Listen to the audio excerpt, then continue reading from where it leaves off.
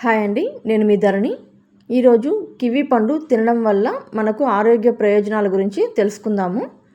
ఎవరికైతే రాత్రి నిద్ర పట్టకుండా ఇబ్బంది పడుతున్నారో అటువంటి వాళ్ళు పడుకునే ముందుగా కివి పండు తినడం వల్ల మనకు మంచిగా నిద్ర వస్తుందండి.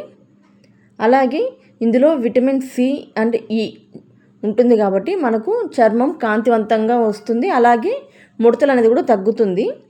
ఇందులో విటమిన్ కే మరియు కాల్షియం ఉండడం వల్ల ఏమంటే మనకు ఎముకలకి బలాన్ని ఇస్తుందండి.